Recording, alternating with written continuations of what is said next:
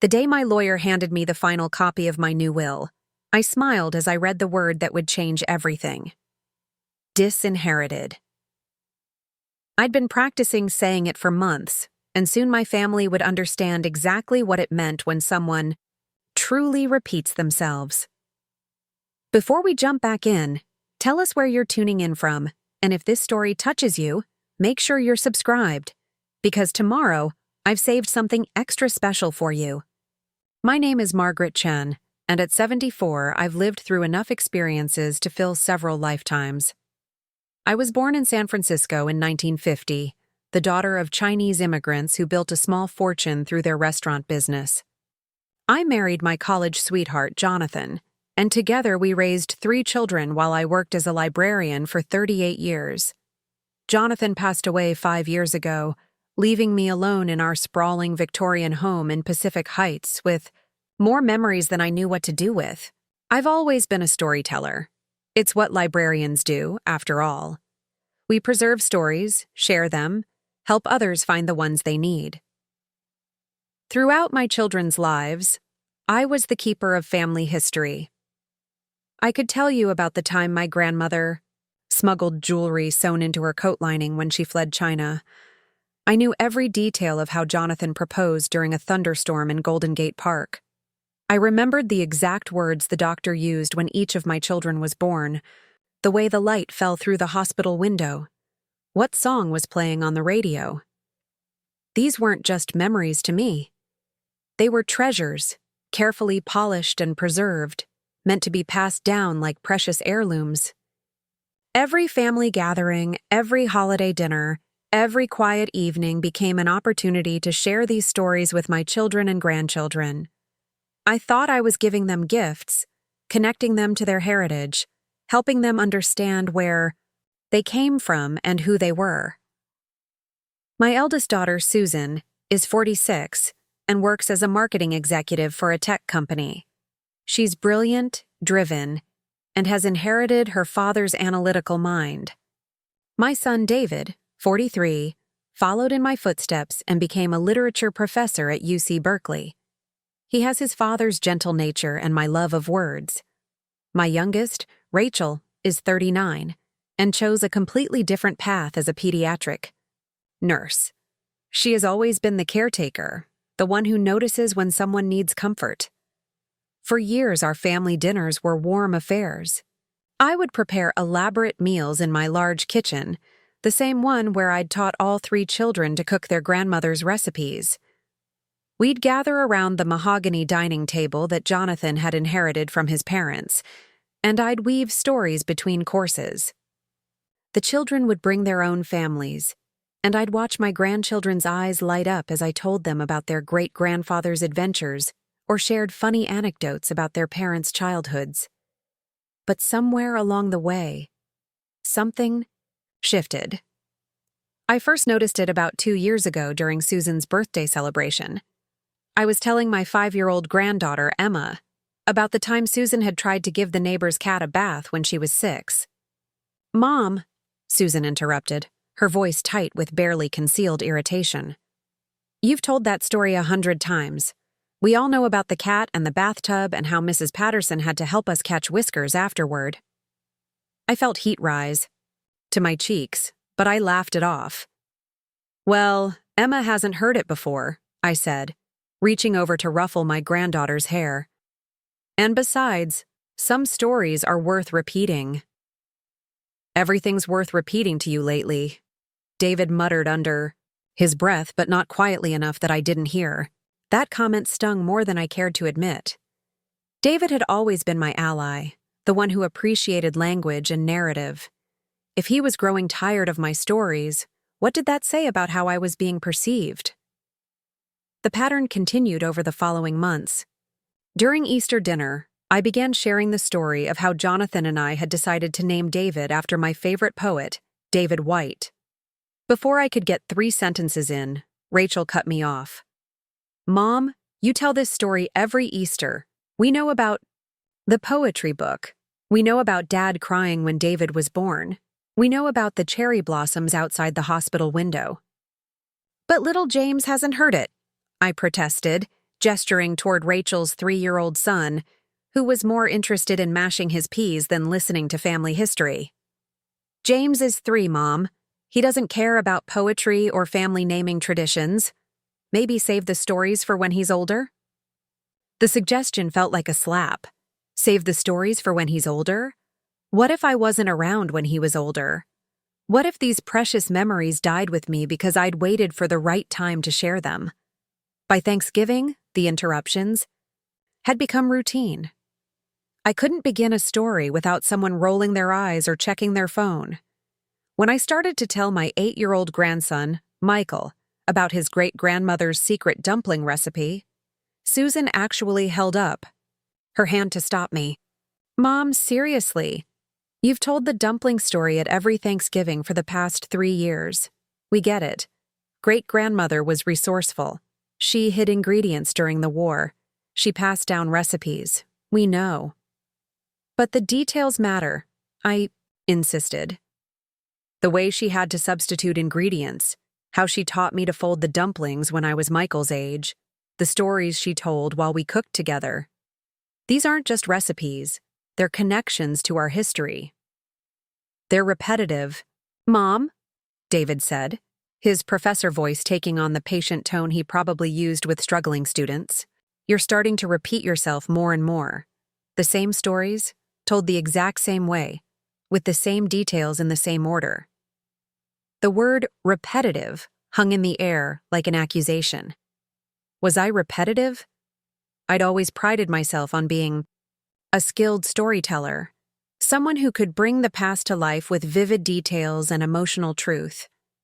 The idea that my storytelling had become tedious, predictable, somehow broken, left me feeling hollow and confused.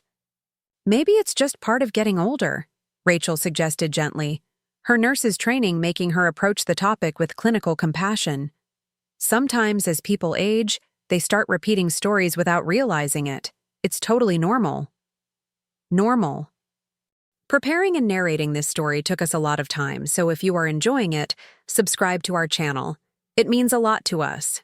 Now back to the story. As if my storytelling, my way of connecting with my family and preserving our history, was now just a symptom of cognitive decline. As if the stories that had once brought us together were now evidence that I was somehow deteriorating. That night, after everyone had gone home and I was alone in my big house cleaning up the remnants of dinner, I found myself standing in Jonathan's study. The room remained exactly as he'd left it, lined with books and filled with the comfortable furniture where we used to sit together in the evenings.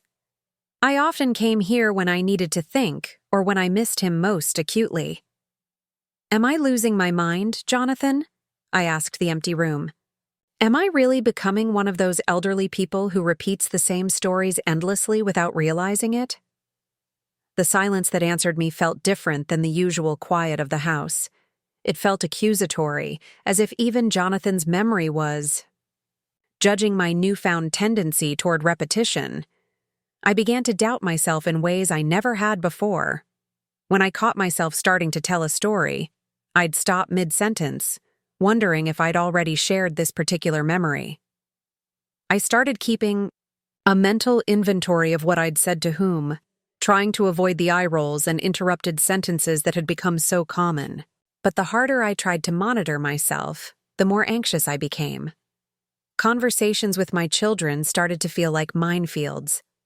I'd begin to share something, then second-guess whether it was new or repeated, and end up trailing off awkwardly. Family gatherings became exercises in self-censorship rather than opportunities for connection. The worst part was the way my children had started talking to me. There was a new tone in their voices, a patience that felt patronizing rather than kind. They spoke to me the way people speak to elderly relatives who need to be humored rather than heard. Susan would nod along to my stories with a glazed expression, clearly not listening. David would change the subject quickly when I began reminiscing. Rachel would give me sympathetic smiles and gentle redirections, as if I were a patient who needed managing rather than a mother who wanted to share her memories. I started to feel invisible in my own family. The woman who had once been the center of holiday gatherings, the keeper of family history, the one everyone turned to for stories about their heritage, had become someone to be tolerated rather than celebrated. My stories, which had once been gifts, were now seen as burdens. The isolation was devastating. I'd lost Jonathan, and now I felt like I was losing my connection to my children as well. They still visited, still called, still included me in family events, but there was a distance that hadn't been there before. I was being treated like an elderly relative who needed care and patience rather than a person with valuable experiences to share. Christmas morning crystallized everything for me. I was sitting in my living room, watching my grandchildren open presents under the tree that I'd decorated with ornaments collected over 5 decades of marriage and motherhood. Each ornament had a story. The handmade angel Susan had crafted in 2nd grade. The wooden reindeer Jonathan had carved during David's first Christmas. The delicate glass snowflake Rachel had given me the year she started nursing school. As I watched little Emma hold up the angel ornament, I felt compelled to share its origin story. Emma, sweetheart, did you know your mommy made that angel? When she was just 7 years old, she was so proud of it, and she painted the wings with her own little hands. Before I could continue, Susan's voice cut through the room like a blade. Mom, please, not again. You told Emma about the angel ornament yesterday when we were decorating the tree. And last Christmas. And the Christmas before that. The room fell silent, except for the sound of wrapping paper rustling as the children continued opening gifts, oblivious to the tension between the adults. I felt my face burn with embarrassment and something deeper, something that felt like grief. I just thought, I began, then stopped. What was the point? Any explanation I offered would just be seen as more evidence of my declining memory, more proof that I was becoming the kind of elderly person who doesn't realize she's repeating herself. David cleared his throat uncomfortably. Mom, we love your stories. We do. But maybe we could focus on the kids opening presents right now? We can talk about the ornaments later. Later. It was always later now. Later, when the children were older. Later, when there was more time. Later, when my stories would be welcome instead of tedious. But when was later? And what if later never came? That afternoon, after my family had gone home to their own Christmas celebrations and I was alone with the remains of wrapping paper and the lingering scent of pine, I made a decision that would change everything. I walked into Jonathan's study and pulled out a yellow legal pad. At the top of the first page, I wrote, Stories I have told and when. If my family thought I was becoming repetitive, I would prove them wrong. I would document every story I told when I told it, and to whom. I would show them that I wasn't some confused elderly woman losing her memory. I was simply someone who valued family history and wanted to preserve it. But as I sat there with my pen poised over the paper, a different thought began to form. What if there was another way to handle this situation? What if, instead of defending my storytelling, I used their accusations against me to teach them a lesson they'd never forget? What if I gave them exactly what they claimed to want, but in a way that would make them understand what they were really asking for? The idea that began forming in my mind was audacious, risky, and potentially devastating to my relationships with my children.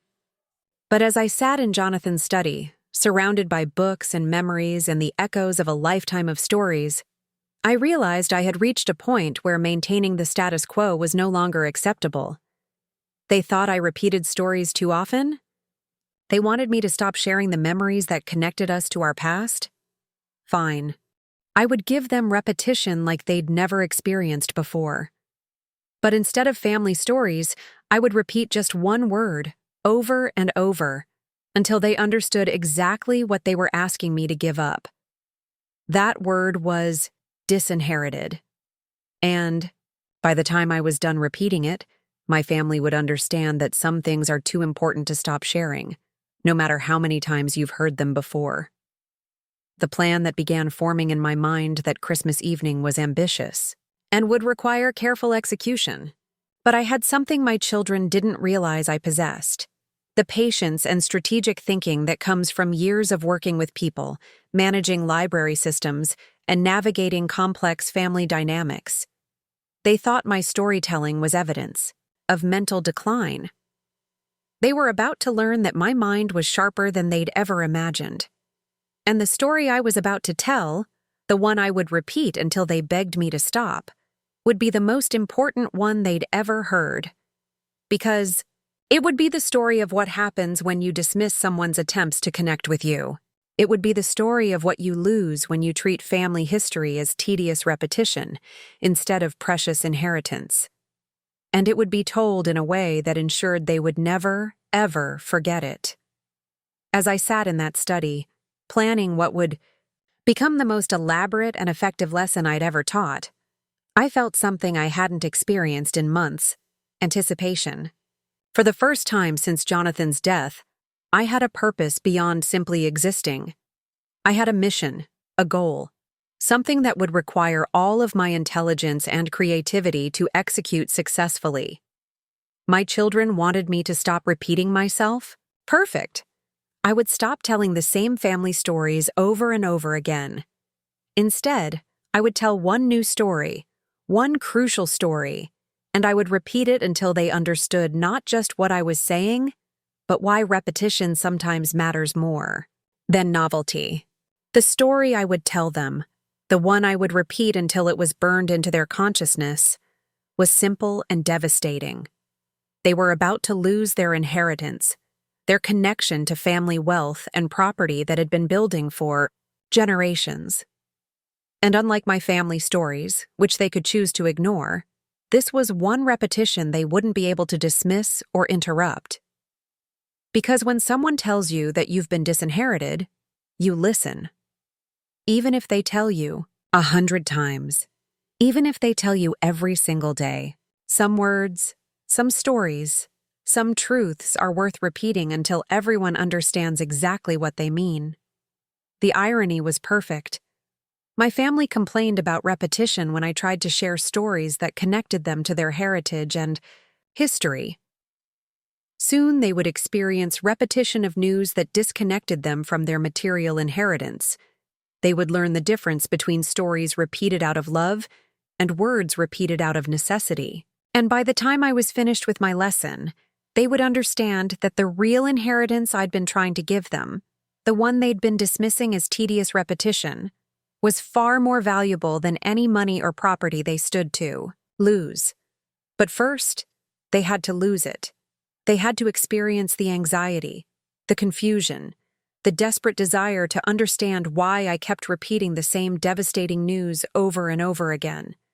They had to feel what it was like to hear something important repeated until it lost all meaning and became just noise. Only then would they understand what they had been doing to me and what they had been throwing away every time they rolled their eyes at my stories or told me they'd heard it all before. The plan was elegant in its simplicity and devastating in its potential impact. But as I sat there in Jonathan's study, surrounded by the books and memories that had shaped our life together, I knew it was necessary. Sometimes love requires tough lessons. Sometimes teaching someone to value what they have means showing them what life looks like without it. My children thought they were tired of hearing the same stories. They were about to discover what true repetition really sounded like. And by the time they begged me to stop, they would understand that some things, some stories, some connections are worth hearing again and again and again. Because the alternative, the silence that comes when those stories stop being told, is far worse than any repetition they had ever imagined. The first thing I did was call my attorney, Harold Brennan, on December 27th. Harold had been the family lawyer for over 20 years, handling everything from Jonathan's business dealings to our estate planning. He was a meticulous man in his 60s who understood the importance of precision in legal matters. "Margaret," he said when his secretary put me through, "I hope you had a wonderful Christmas. What can I do for you today?" "Harold, I need to revise my will. Completely. I want to disinherit all three of my children and redirect my assets elsewhere. The silence on the other end of the line stretched long enough that I wondered if the call had dropped. Finally, Harold cleared his throat. Margaret, that's quite a significant change. May I ask what's prompted this decision? Are you having issues with Susan, David, or Rachel? Let's just say I've realized that my children don't value what I have to offer them. I want to explore other options for my estate. Harold, ever the professional, didn't press for details. Of course. When would you like to schedule an appointment? This kind of revision will require careful consideration and proper documentation. As soon as possible. And Harold? I'd like to keep this confidential for now. I don't want my children learning about these changes through anyone but me. We scheduled the appointment for January 3rd, giving me a week to plan exactly how I wanted to restructure my will. But more importantly, it gave me time to research charities and causes that would benefit from my estate. If my children thought my stories about family history and heritage were tedious repetition, perhaps organizations dedicated to preserving cultural legacy would appreciate what I had to offer. During that week between Christmas and my lawyer appointment, I threw myself into research with the same intensity I'd once applied to helping library patrons find obscure information. I investigated literacy programs, historical societies, libraries, in underserved communities and organizations that helped immigrants preserve their cultural stories. The irony wasn't lost on me that I was spending my time finding people who would value exactly what my own children had dismissed. I also began laying the groundwork for what would become my campaign of strategic repetition. I started calling each of my children more frequently, just to chat. Nothing unusual about a widow wanting more contact with her family. During these conversations, I began dropping hints about my disappointment with how Christmas had gone. I've been thinking a lot about family connections lately, I told Susan during a call on December 30th. About what gets passed down from generation to generation and what gets lost. That's nice, Mom, Susan replied, clearly multitasking. I could hear her typing in the background. Listen, I'm swamped with year-end reports. Can we catch up this weekend? Of course, dear. I just want you to know how much I value our relationship. I hope you understand that everything I do is because I love you. I know, Mom. Love you too. Talk soon. She hung up before I could say anything else, but that was fine. The groundwork was being laid. When I started my repetition campaign, they would remember these calls. They would wonder if I'd been trying to tell them something important that they'd been too busy to hear. My appointment with Harold went exactly as I'd hoped. He was thorough and professional, asking the questions he needed to ask to ensure I was mentally competent and making this decision freely. I was prepared for those questions. After all, I'd spent decades helping people navigate complex information systems and making sure they understood exactly what they were looking for. I want to establish 3 main beneficiaries, I told him as we sat in his oak-paneled office, overlooking downtown San Francisco. First, the Chinese Historical Society of America, to support their oral history preservation program. Second, the San Francisco Public Library Foundation, specifically for their literacy and community storytelling initiatives. Third, I want to create a small endowment for new immigrant families to help them preserve their cultural stories while adapting to American life. Harold made careful notes. These are all excellent causes, Margaret. But I have to ask, what about your children? You're talking about an estate worth approximately $2.7 million. Your home alone is worth nearly $2 million in today's market. Are you certain you want to leave Susan, David, and Rachel nothing? I want to leave them each a token amount, say $1,000, enough to make it clear that I didn't forget them, but not enough to matter financially. And the rest of your personal property? The family heirlooms, photographs, your husband's collections? This was the part I'd thought about most carefully. I want those to go to the Historical Society as well, with the stipulation that they be used for educational purposes. The jewelry, the antiques, the family photographs, everything should be preserved and used to help other families understand the importance of maintaining connections to their heritage. Harold was quiet for a moment, his pen hovering over his legal pad. Margaret, forgive me, but this seems like a very emotional decision. Are you certain you don't want to take some time to think it over? Perhaps discuss it with your children first. I'll discuss it with them when the time is right. For now, I want the documents prepared. How long will it take? With the complexity of the charitable distributions and the need to ensure everything is properly structured, I'd say about 2 weeks. I'll have a draft ready for your review by January 18th. 2 weeks. That gave me time to prepare for the most important performance of my life. Because that's what this would be. A carefully orchestrated demonstration of what repetition really looked like when it carried life-changing information. I spent those 2 weeks observing my children with new eyes. I paid attention to how they interrupted conversations, how they dismissed topics they'd heard before, how they treated my attempts at connection as inconveniences to be managed rather than opportunities to be treasured.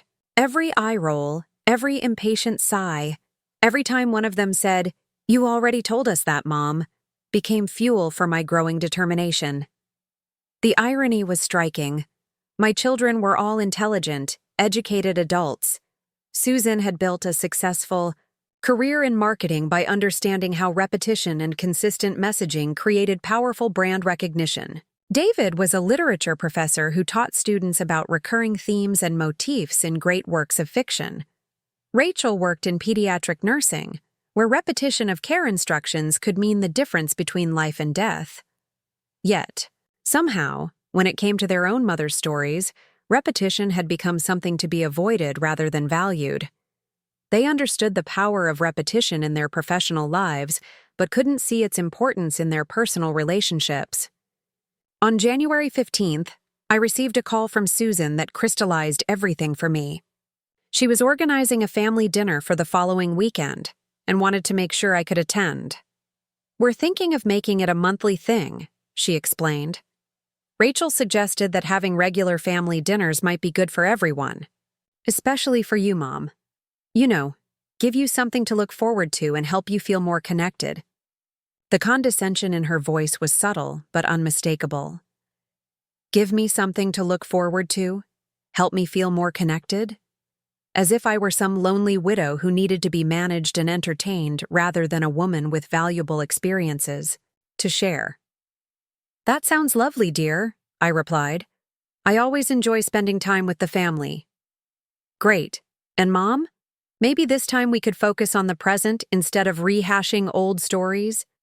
The kids would probably enjoy hearing about what everyone's doing now, rather than things that happened 30 years ago." There it was, the final confirmation that my plan was not just justified, but necessary. They wanted to focus on the present and ignore the past. They wanted to pretend that history, heritage, and family legacy were less important than whatever temporary concerns were occupying their immediate attention. Of course, Susan, I'll be very mindful of keeping my conversation current. Thanks, Mom. You're the best. After I hung up, I sat in my kitchen and felt a calm settle over me that I hadn't experienced since Jonathan's death. For months, I'd been questioning myself, wondering if I really was becoming one of those elderly people who repeat themselves without realizing it. I'd been second-guessing my memory, my communication skills, my value as a family member. But that conversation with Susan made everything clear. This wasn't about my declining mental faculties or my inability to recognize when I'd told a story before. This was about my children's decreasing patience with anything that didn't directly serve their immediate interests. They weren't concerned about my repetitive storytelling because they cared about my cognitive health. They were annoyed by it because it interfered with their comfort and convenience. January 18th arrived with the clarity of a California winter morning. Harold called to let me know the documents were ready for review. I drove to his office through streets lined with familiar landmarks, each one carrying memories that my children would soon learn to value differently. The new will was perfect. Every detail exactly as I'd specified. Every legal requirement carefully met. Harold had even included language that would make contesting the will extremely difficult, should my children choose to go that route. Are you satisfied with these provisions? Harold asked as I finished reading through the document. Completely. When can we make this official? We can execute it today if you'd like. I have 2 staff members who can serve as witnesses, and we can have it notarized immediately. Within an hour, my new will was signed, witnessed, and filed. My children's inheritance had been reduced from millions of dollars to $3,000 total, and they had no idea. But more importantly, they had no idea why. That evening, I made my first call to Susan. My voice was steady, matter of fact, as if I were sharing routine information about the weather or my grocery shopping plans. Hello, Susan. I wanted to let you know that I've disinherited you. The silence on the other end was so complete I could hear the hum of her refrigerator in the background. Finally, she spoke, her voice uncertain and slightly higher than usual. Mom? What did you just say? I said I've disinherited you. I thought you should know. What? Mom? Are you feeling okay? Did something happen? Why would you? I mean, what do you mean you've disinherited me? Exactly what I said. Dear, you've been removed from my will. Anyway, how are the children doing? Is Emma still enjoying her ballet classes? Mom, wait. Stop. Go back to what you just said about disinheriting me. What are you talking about? But I'd already moved on, chatting pleasantly about everyday topics as if I hadn't just delivered life-altering news. I asked about her work, mentioned the weather, inquired about her husband's new promotion. When she tried to steer the conversation, back to the inheritance comment, I acted as if I didn't understand why she was dwelling on something I'd already addressed. We've covered that, Susan. I told you I've disinherited you. Now, tell me about your plans for the weekend. The call ended with Susan sounding confused and unsettled, promising to call me back the next day. Perfect. The seed had been planted, and now it would grow into exactly the kind of anxious uncertainty that comes from receiving important information without adequate explanation or context. The next morning, I called David. Same approach, same matter-of-fact delivery. Good morning, David. I wanted you to know that I've disinherited you. David, ever the academic, approached the statement analytically. Mom, that's a very specific legal term. Can you explain what you mean by that? I mean you're no longer in my will. You've been disinherited. How's your semester shaping up? Are you teaching any new courses this year? Mom, hold on, this is important. When you say I've been disinherited, are you saying you've changed your will? Why would you do that? Have I done something wrong? We've discussed this, David. You've been disinherited. Now, about your teaching schedule. Like Susan, David ended the call confused and clearly disturbed by my casual delivery of such significant news, followed by my apparent unwillingness to discuss it further. Rachel's call followed the same pattern. By the time I hung up with her, all 3 of my children had received the same message delivered in the same frustratingly incomplete way. They'd all tried to get more information, all been met with my cheerful redirection to mundane topics, and all been left with the unsettling feeling that something important was happening that they didn't understand. Within hours, my phone started ringing. Susan called back, then David, then Rachel again. Each time I answered pleasantly and repeated the same information in the same matter-of-fact tone. Yes, I've disinherited you. No, I don't think we need to discuss it further. I've already explained everything you need to know. You've been disinherited. By the 3rd day of calls, I could hear the desperation creeping into their voices. They were experiencing exactly what I'd felt for months every time they dismissed my stories as tedious repetition. They were receiving information that was clearly important to them, but they couldn't get the context, the details, the full story that would help them understand what was happening and why. Susan's voice was strained when she called on the 4th day. Mom, please. You keep saying you've disinherited me, but you won't explain why. What did I do wrong? Is this about Christmas? About asking you not to repeat stories? I've told you everything you need to know, Susan. You've been disinherited. But why? What does that mean for the house, for Dad's collections, for everything we thought would? Mom, please, just explain what's going on. We've been over this, dear. You've been disinherited. I don't understand why you keep asking me to repeat myself. The irony in that last sentence was exquisite. For months, they'd complained about my tendency to repeat family stories. Now they were begging me to repeat information, to give them the same explanation over and over until they could fully understand what was happening to them. David tried a different approach when he called. As a literature professor, he understood the power of narrative and context. Mom, I know you're saying I've been disinherited, but every story needs a beginning, middle, and end. You've given me the end result, but I need to understand the story that led to this decision. The story is simple, David. You've been disinherited. I don't understand why that's so difficult to comprehend. Because it's not a complete story, Mom. It's just a statement without context. It's like telling someone the last line of a poem without sharing any of the verses that came before. Sometimes a single line contains all the meaning you need, David. You've been disinherited. Rachel, with her nursing background, was concerned about my mental state. Mom, I'm worried about you. This repetitive behavior, this inability to have a normal conversation about important topics. It's not like you. Have you been feeling confused lately? Are you taking any new medications? I'm not confused at all, Rachel. I've been very clear. You've been disinherited. I don't understand why that's so hard for you to accept. Because you keep saying the same thing over and over without explaining anything. It's like you're stuck in a loop, Mom. It's exactly like what you've been doing with your stories, except now it's about something that affects our entire family's future. There it was. Rachel had made the connection without realizing it.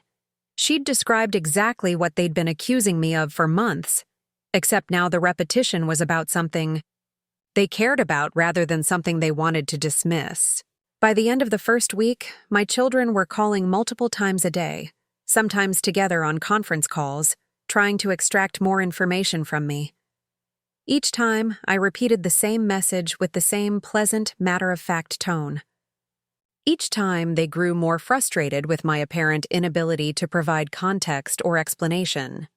The beautiful thing about my strategy was that it was built on absolutely true information. I had disinherited them. The legal documents were filed and official. I wasn't lying or manipulating facts. I was simply delivering truthful information. In the same repetitive, context-free way they'd accused me of delivering my family stories. After 10 days of this pattern, Susan appeared at my front door unannounced. I could see through the peephole that she looked haggard, her usually perfect hair slightly disheveled, her makeup not quite as polished as usual. "Mom, we need to talk," she said when I opened the door. "Really talk. No more of this repetitive nonsense about being disinherited. I need answers."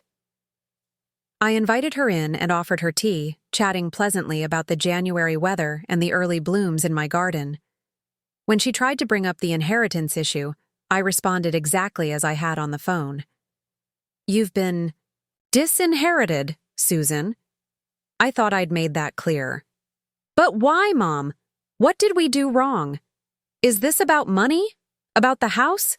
About Christmas dinner? Just tell me what we did so I can fix it." "There's nothing to fix, dear. You've been disinherited. Now would you like some more tea?" Susan's frustration was palpable. She was experiencing exactly what I'd felt for months when I tried to share meaningful stories only to be told I was being repetitive and boring. She had important questions that deserved thoughtful answers, but instead she was getting the same. Limited information repeated endlessly without context or explanation. "This isn't like you, Mom," she said, her voice breaking slightly. "You've always been someone who explains things, who tells complete stories, who helps people understand complex situations. Now you're just repeating the same sentence over and over like a broken record. A broken record.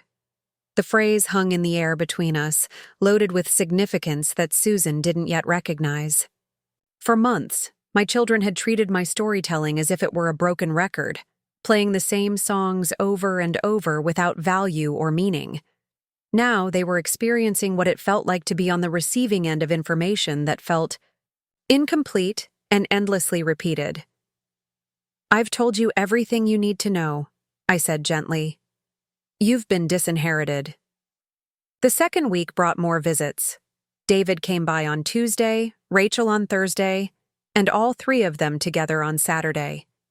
Each visit followed the same pattern. They would arrive desperate for information, and I would provide the same simple statement repeated as many times as they asked for it. David tried appealing to my sense of fairness.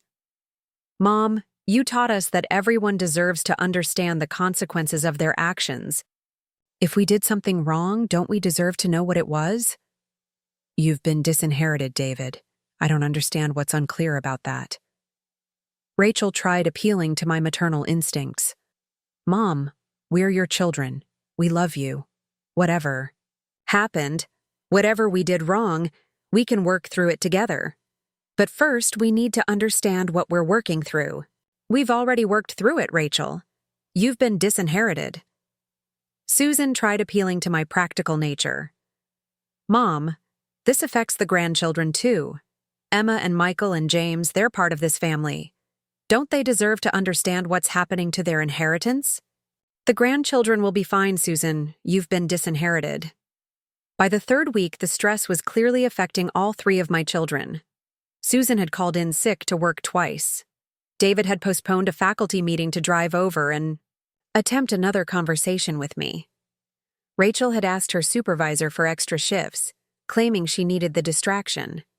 They were learning what it felt like to have important information withheld from them, to be given repetitive statements without context or explanation, to feel dismissed and unheard when they tried to engage in meaningful conversation about topics that mattered to them.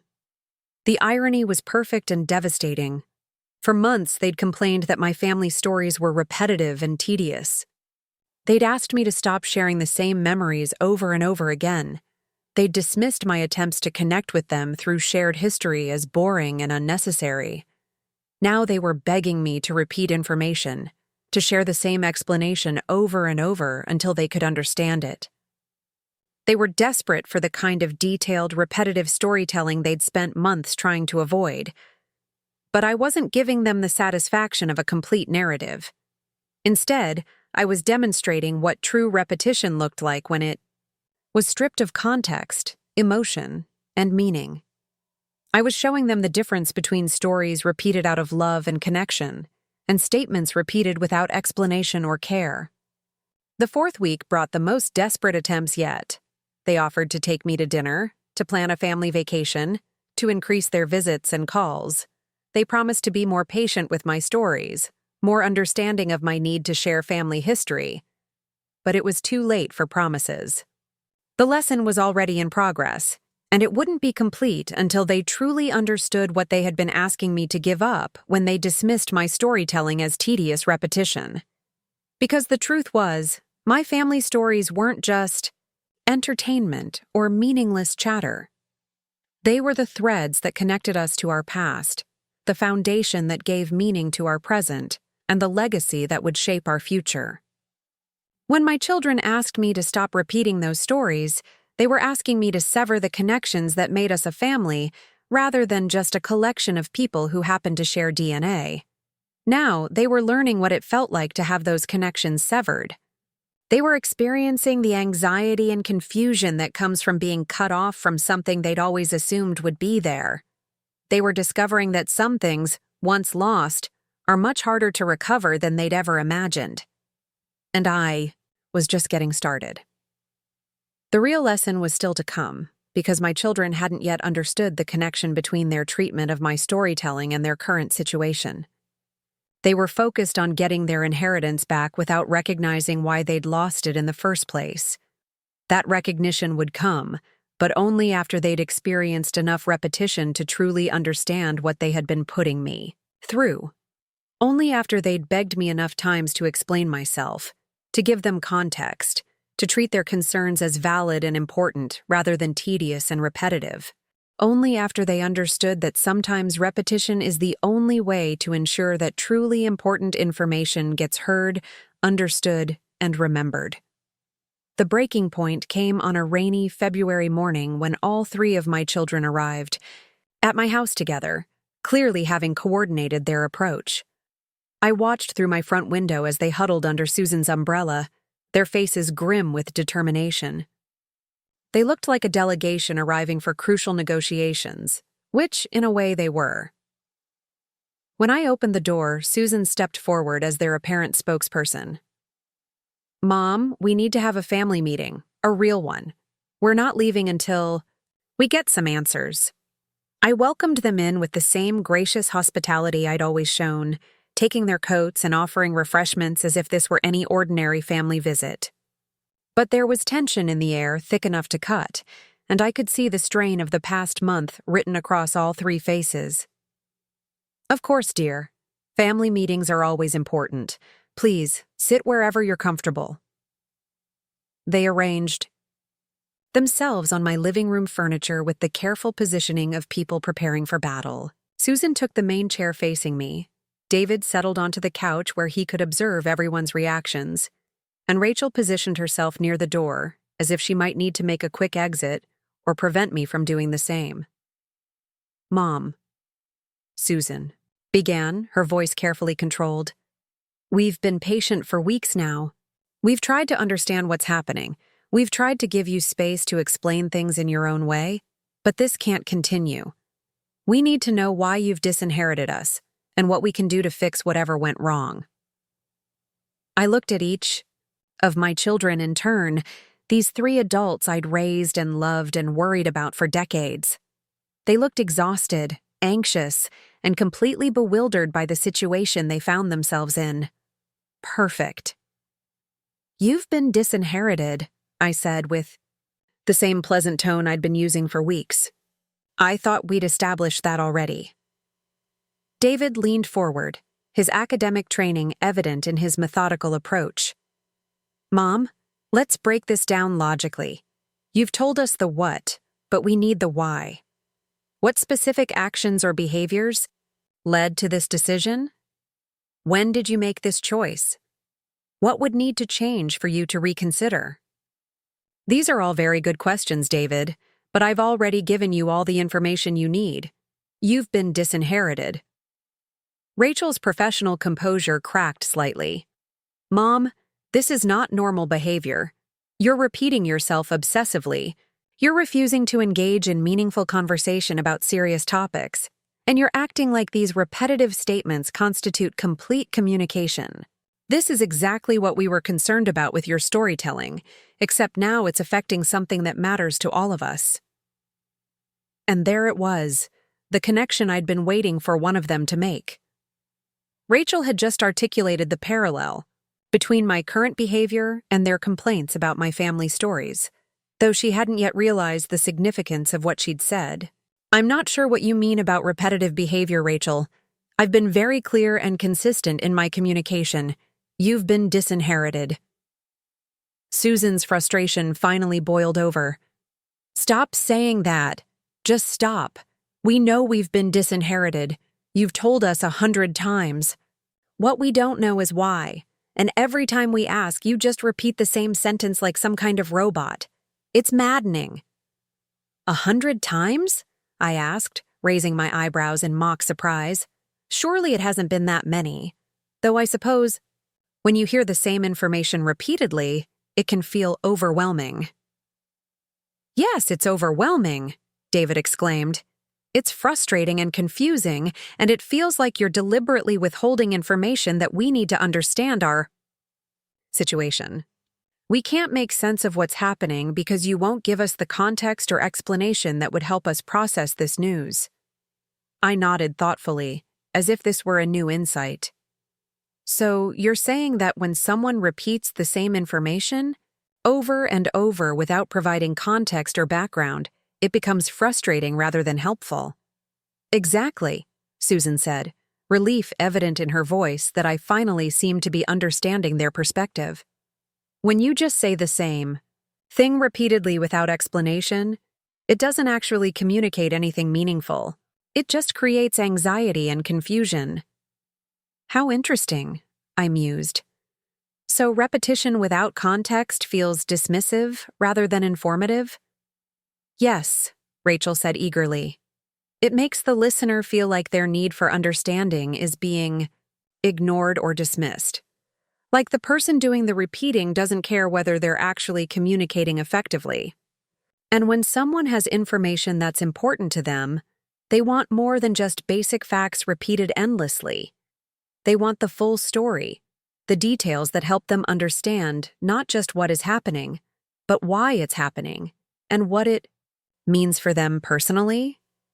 All three of my children nodded vigorously, clearly believing we were finally making progress toward productive communication. That's fascinating, I continued, because what you're describing sounds very similar to how I felt for months when you complained about my family stories. You told me I was being repetitive and boring when I tried to share meaningful information about our heritage and history. You acted like my attempts to provide context and background for family events were tedious rather than valuable. The room went very quiet. I could see the wheels turning in their minds as they began to process what I'd just said. David was the first to speak, his voice uncertain. Mom, are you saying that our inheritance situation is connected to our complaints about your storytelling? I'm saying that you've spent the last month experiencing exactly what you put me through when you dismissed my family stories as repetitive and unimportant. You've learned what it feels like to receive information without context, to have your questions dismissed, to be told that you've heard enough when you're desperate for understanding. Susan's face had gone pale. You disinherited us because we asked you to stop repeating stories. I disinherited you because you demonstrated that you don't value the things I have to offer. You treated family history and cultural heritage as inconveniences to be avoided rather than treasures to be preserved. You showed me that you consider repetition of meaningful information to be tedious rather than important. Rachel was staring at me with something approaching horror. So this whole month, when you kept saying we were disinherited, you were deliberately making us feel the way you felt when we interrupted your stories. I was demonstrating the difference between repetition that serves a purpose and repetition that causes harm. When I told family stories multiple times, I was trying to ensure that important information about our heritage was preserved and understood. When I repeated the word disinherited without explanation, I was showing you what cruel repetition actually looks like. The silence that followed was profound.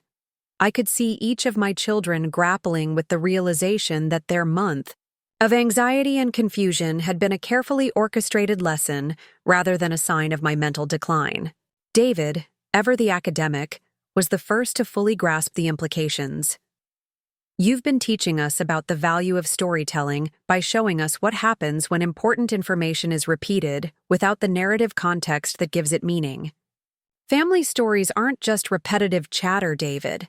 They're the foundation of identity, the threads that connect us to our past and give meaning to our present. When you asked me to stop telling those stories, you were asking me to sever the connections that make us more than just people who happen to share DNA. Susan was looking around the room as if seeing it for the first time, taking in the family photographs, the heirlooms, the tangible evidence of generations of family history. But we didn't mean for you to stop entirely. We thought maybe you could tell them less often. Less often to whom, Susan? You're all adults with busy lives. When exactly would be the right time to share the stories that preserve our family's legacy? When the grandchildren are older? When there's less stress in everyone's lives? When you have more patience for hearing about the past? Rachel was crying now, tears streaming down her face as she understood the full scope of what had happened. We made you feel like your memories didn't matter, like the things that were important to you were just burdens to us. You made me feel invisible, Rachel, Like the woman who raised you, who preserved your family's history, who wanted to pass down the stories that would help you understand where you came from, was just an inconvenience to be managed, rather than a person to be valued. The weight of this realization settled over all three of them like a heavy blanket. They were finally understanding that their treatment of my storytelling hadn't been about protecting their time or avoiding minor annoyance. It had been about dismissing a fundamental part of who I was and what I had to offer. Susan spoke first, her voice barely above a whisper. "We're so sorry, Mom. We didn't realize what we were doing to you." "I know you didn't realize it," I replied gently. "That's why I had to show you rather than just tell you. Sometimes experience is the only teacher that can reach us when words have failed." David was shaking his head in amazement. "This whole month. When we thought you were losing your mental faculties, you were actually executing one of the most sophisticated psychological lessons I've ever witnessed. Your father always said I was a good teacher. He just never realized how far I was willing to go to make sure my students learned their lessons." The mention of Jonathan brought a fresh wave of emotion to the room. They were remembering not just the woman who told family stories, but the partnership that had created those stories, the love that had motivated their preservation, and the loss that had made sharing them even more precious to me. Rachel wiped her tears and looked directly at me.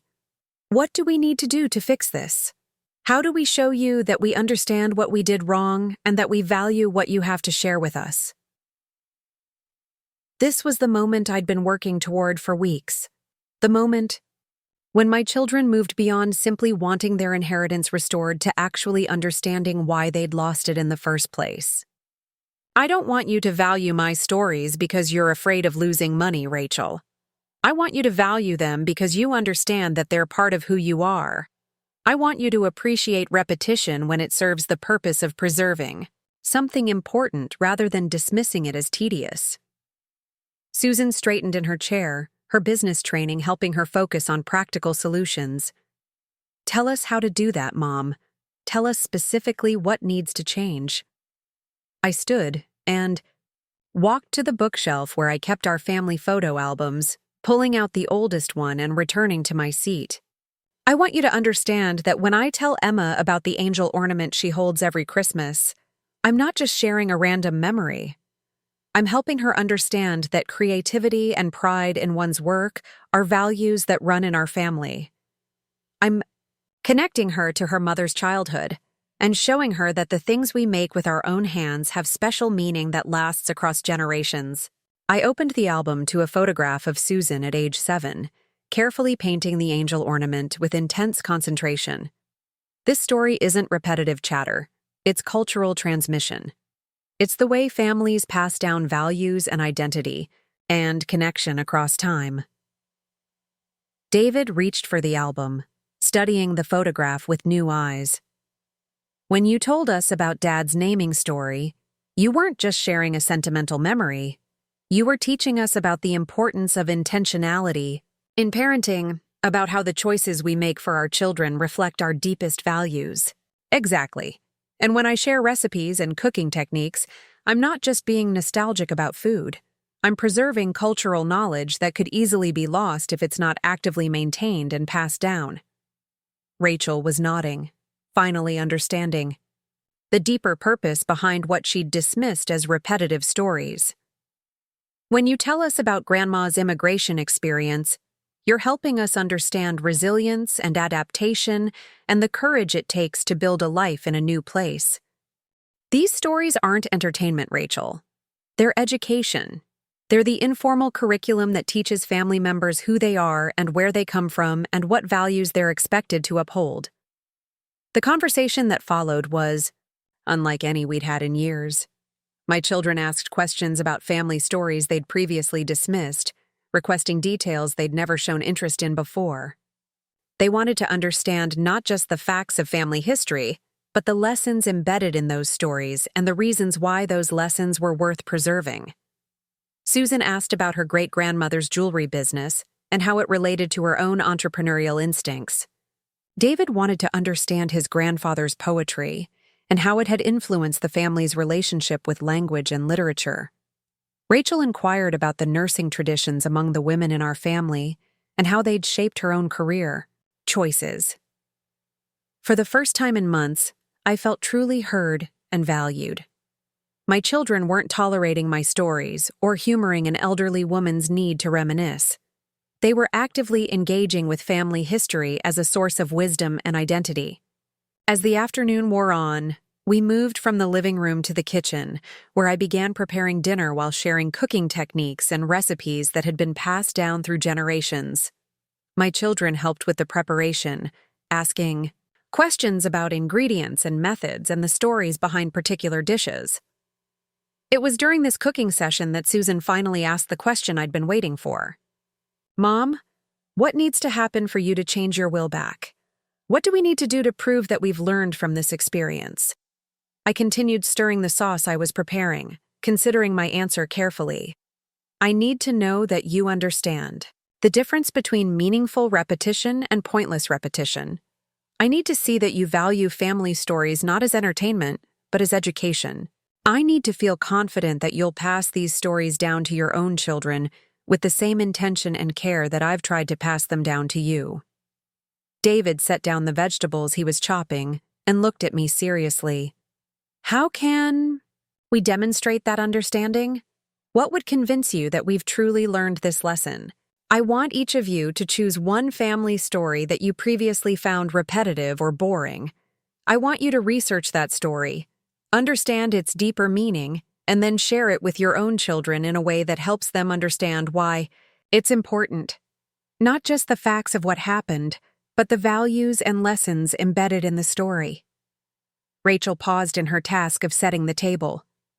"You want us to become storytellers ourselves. I want you to become custodians of family legacy. I want you to understand that preserving family history is work that requires intention and repetition and patience. I want you to experience what it feels like to share something meaningful with someone who might not immediately appreciate its value." The assignment I'd given them was more challenging than they initially realized. Over the following weeks, each of my children had to grapple with the complexities of family storytelling that I'd been managing for decades. Susan chose to research the story of her great-grandmother's immigration and business success. What she discovered through her investigation went far beyond the basic facts I'd shared in my stories. She learned about the specific challenges faced by Chinese women starting businesses in early 20th century San Francisco, the discrimination they encountered, and the innovative strategies they used to overcome systemic barriers. When Susan shared this story with Emma, she didn't just recount the facts. She helped her daughter understand how great-great-grandmother's courage and creativity were qualities that ran in their family, qualities that Emma could draw upon when she faced her own challenges. She explained how entrepreneurship and resilience were family values that connected Emma to her heritage in meaningful ways.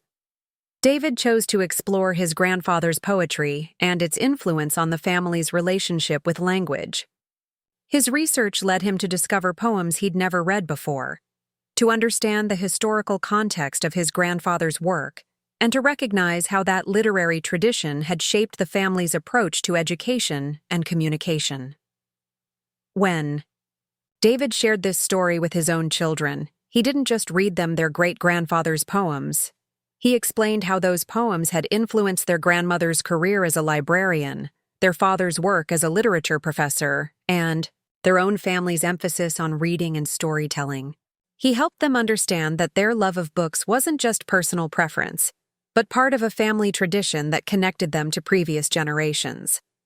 Rachel chose to investigate the nursing traditions among the women in our family, discovering that her career choice wasn't as individual as she'd always believed.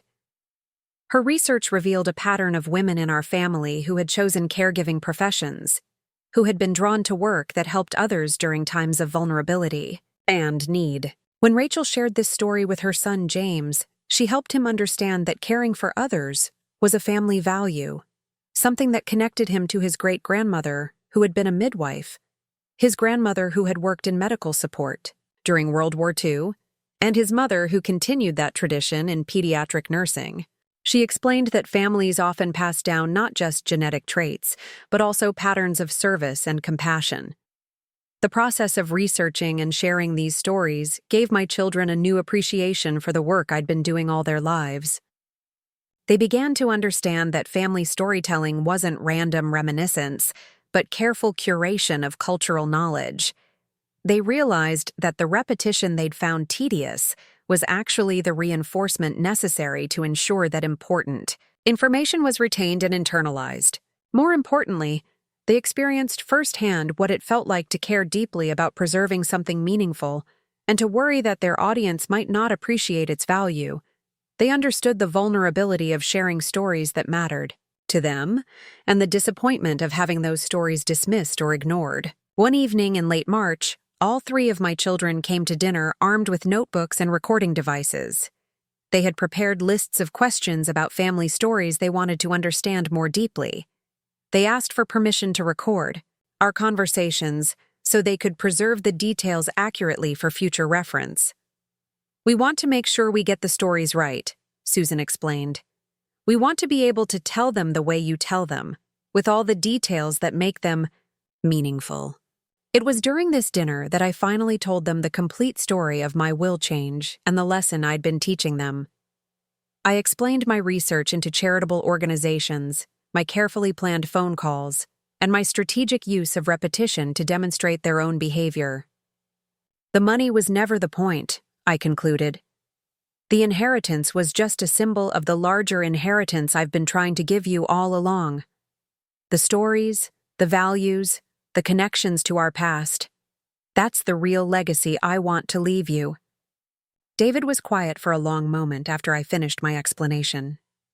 "So the will is still changed? We're still disinherited?" "That depends on whether you've truly learned what I was trying to teach you. Do you understand now why family stories are worth repeating? Do you see the difference between meaningful repetition and empty repetition?" Susan spoke for all, three of them. "We understand, Mom, and we're sorry it took such a dramatic lesson for us to get it. We promise to do better." "Promises are easy to make, Susan. What I need to see is consistent action over time. I need to know that this understanding will last beyond your desire to restore your inheritance." Over the following months, my children demonstrated their new appreciation for family storytelling in ways that went far beyond my expectations. Susan started a family newsletter that included historical stories and vintage photographs. David began incorporating family history into his literature classes, using our family's immigration story as an example of American literary themes. Rachel started a memory book for each of her children, documenting not just milestones, but the stories behind family traditions and values. Most importantly, they stopped interrupting when I shared family stories. They listened actively, asked thoughtful questions, and often requested that I repeat certain details so they could remember them accurately. They began to understand that repetition in storytelling wasn't a sign of declining mental faculties, but a feature of oral tradition that ensured important information was preserved and transmitted. The transformation in our family dynamics was remarkable. Holiday gatherings became collaborative storytelling sessions where multiple generations shared memories and insights. My grandchildren started asking specifically for family stories, having learned from their parents that these narratives were treasures rather than tedious repetition. On my 75th birthday in September, my children presented me with a surprise that brought tears to my eyes. They had compiled a comprehensive family history book, complete with photographs, documents, and detailed accounts of all the stories I'd been sharing for years. But more than just preserving my stories, they had added their own research, their own insights, and their own interpretations of what these stories meant for their lives and their children's lives. "We wanted to show you that we understand now," Rachel explained as I paged through the beautiful book they'd created. "These stories aren't just memories. They're the foundation of who we are as a family." It was that evening, surrounded by my children and grandchildren, listening to Susan tell Emma the angel ornament story with all the detail and emotional context I'd always provided, that I made my final decision about the will. The next week, I called Harold and scheduled an appointment to restore my children's inheritance. But I also made some additions to the will that reflected everything we'd learned over the past year. In addition to their monetary inheritance, I left specific bequests of family stories to each child. Susan received the stories about entrepreneurship and business innovation that ran in our family. David inherited the literary and educational narratives that connected him to generations of teachers and writers. Rachel was given the healthcare and caregiving stories that explained her career choice as part of a larger family tradition. I also established a new tradition in the will. Each child was required to host an annual family storytelling gathering where they would share at least 3 family stories with the next generation. These gatherings would be documented and recorded, ensuring that the oral tradition would continue, even after I was gone. But perhaps most importantly, I added a clause that addressed the lesson we'd all learned about repetition. The will specifically stated that family stories should be shared repeatedly, that this repetition was not tedious but necessary, and that future generations should understand that some things are worth hearing more than once. When Harold read through the revised will, he chuckled at this unusual clause. "Margaret, I've never seen anything quite like this in a legal document. You're essentially mandating storytelling as a condition of inheritance. I'm ensuring that the real inheritance, the one that matters most, doesn't get lost because people are too impatient to listen to important information more than once." The final version of my will was executed in October, restoring my children's financial inheritance while adding the storytelling requirements that would preserve our family's cultural inheritance. My children signed acknowledgement forms stating that they understood and accepted these conditions, that they would fulfill their storytelling obligations, and that they recognized the value of repetition in preserving family history. As I sit here now, writing this story for others who might be facing similar challenges with family communication, I reflect on the year of dramatic lessons and profound learning that brought us to this point. My children learned that dismissing someone's attempts to share meaningful information is a form of emotional abandonment, that repetition serves important purposes in human connection, and that family stories are not entertainment, but education. I learned that sometimes love requires dramatic action, that teaching important lessons might require temporary pain, and that the courage to stand up for what matters most can ultimately strengthen rather than damage family relationships. The word disinherited became a powerful teacher in our family vocabulary. It demonstrated the difference between repetition that serves love and repetition that serves punishment. It showed my children what it felt like to be on the receiving end of information delivered without context or compassion. And ultimately, it helped all of us understand that some things are so important they're worth repeating until everyone understands their value. My family still gathers for regular dinners, but these meals have a different quality now. Stories are welcomed rather than tolerated. Questions are encouraged rather than discouraged. And repetition is understood as reinforcement rather than redundancy. My grandchildren have learned that asking for family stories is a way of honoring their heritage, and my children have learned that sharing those stories is both a privilege and a responsibility. The real inheritance I wanted to give my family was never money or property. It was understanding, connection, and the knowledge that they belong to something larger than themselves.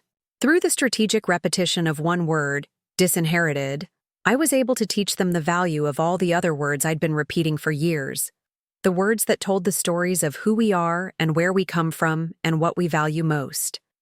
Sometimes the most important lessons require the most dramatic teaching methods. Sometimes love has to get fierce before it can get heard. And sometimes the only way to make people understand the value of something they've been taking for granted is to show them what life looks like without it.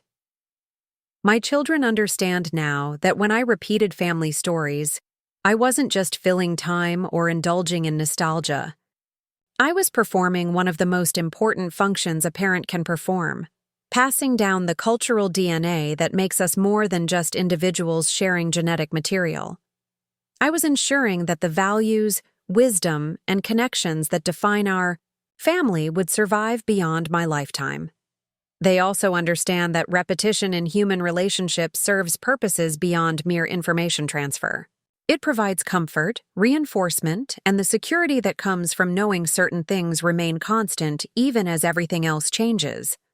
When a grandmother tells the same story multiple times, she's not just sharing facts. She's saying, "This matters. Remember this. Let this be part of who you are." The story of my year of strategic repetition has become part of our family lore now, another narrative that gets shared at gatherings and celebrations. My children tell their friends about the mother who taught them the value of storytelling by temporarily taking away their inheritance. My grandchildren have learned that great-grandmother is someone who stands up for what matters, even when it's difficult. And I've learned that sometimes the most loving thing you can do for your family is refuse to let them dismiss what's truly important, even if that refusal requires dramatic action and temporary discomfort. Love doesn't always look like accommodation and understanding. Sometimes love looks like accountability and consequence. The word disinherited taught my family more about inheritance than any of us expected. It showed them that the most valuable things we pass down can't be deposited in bank accounts or stored in safety deposit boxes. They live in stories and traditions and the willingness to repeat important information until it becomes part of who we are. Up next, you've got 2 more standout stories right on your screen. If this one hit the mark, you won't want to pass these up. Just click and check them out.